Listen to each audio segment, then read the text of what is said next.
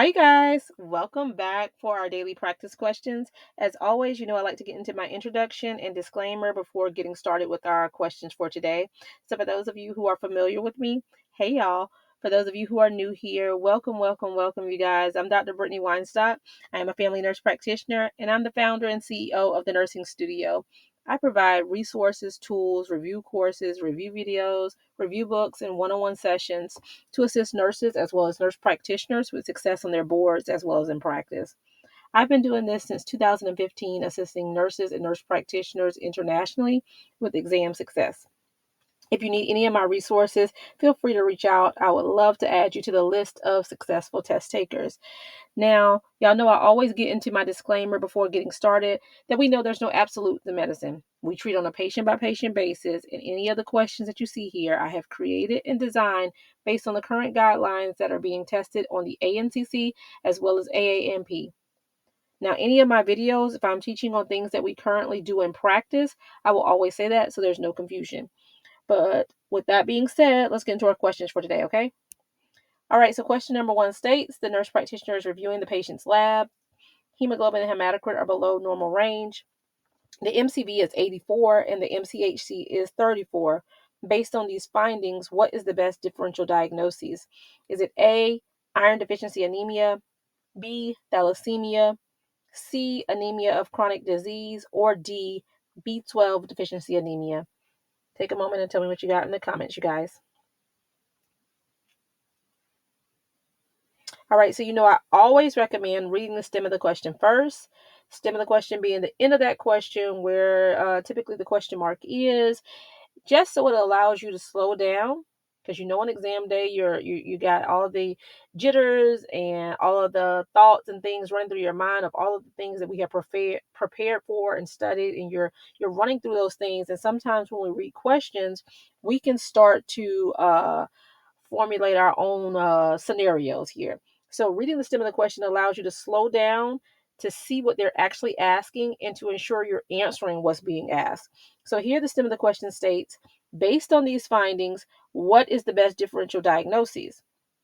I tell y'all, if they're looking for a diagnosis, you need to run it back and see what the assessment findings are so we can come up with a differential, right?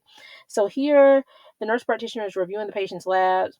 Hemoglobin, hematocrit are low, so we're thinking, potentially some form of anemia, right? MCV is 84, so that's normal, and the MCHC is 34. That's also normal. So that will be considered normal cytic normochromate.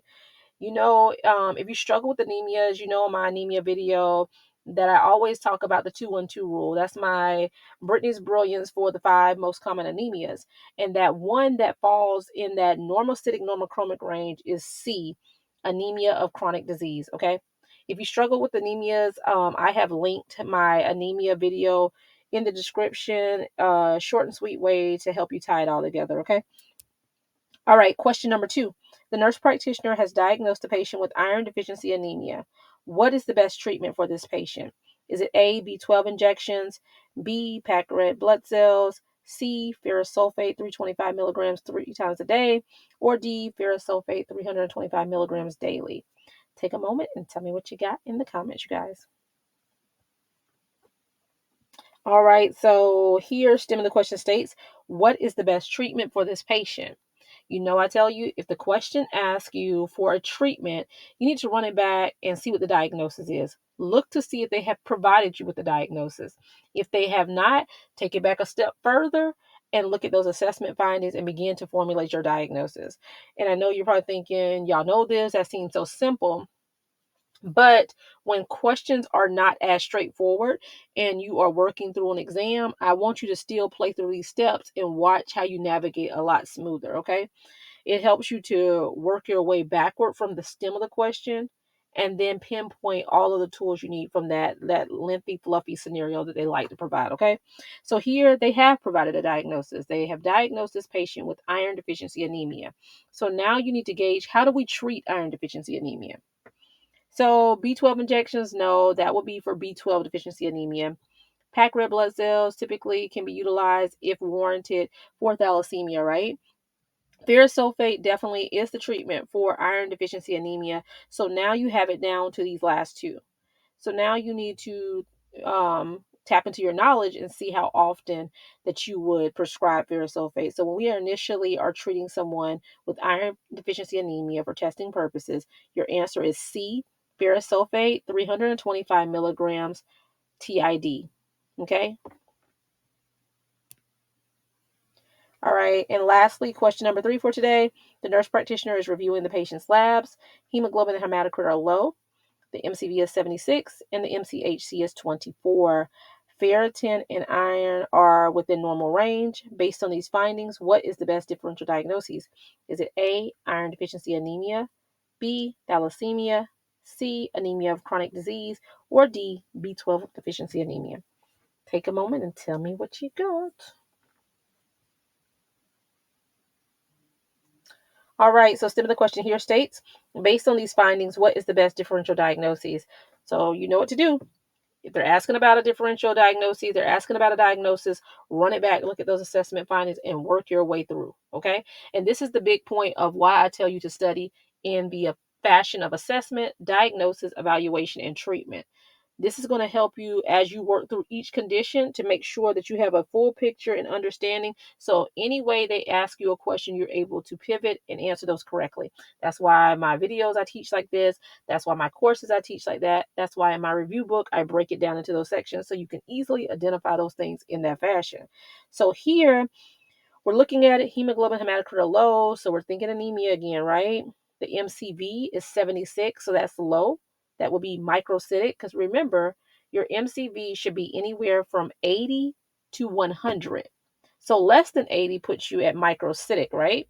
And then MCHC is also low because the normal is 31 to 37. So being less than that is hypochromic.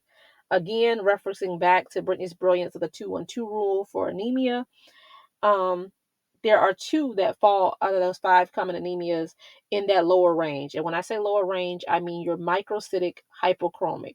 2 things that can fall there. That's your iron deficiency anemia as well as your thalassemia, right?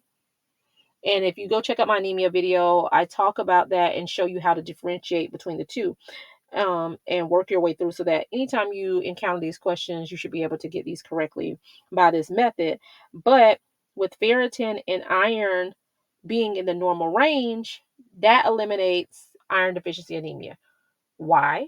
Because 1, the iron's normal. 2, the ferritin, which is your iron stores, are normal. We're deficient in iron with iron deficiency anemia, right? So it wouldn't be normal. So your answer is thalassemia. That's the way you differentiate. Iron deficiency anemia and thalassemia both present as microcytic and hypochromic, but with thalassemia, your iron and your ferritin will be normal. They will be low with iron deficiency anemia, okay? All right, you guys, as always, I hope you found this helpful. Be sure to like, comment, subscribe, and share with whomever you may think may find this beneficial as well. But make sure to meet me back here. And if you need any of the resources that I offer, feel free to reach out to the nursing studio by giving us a call at 803 400 6864. You can also shoot a text message to this number or shoot us an email to the nursing studio, the number 1 at gmail.com.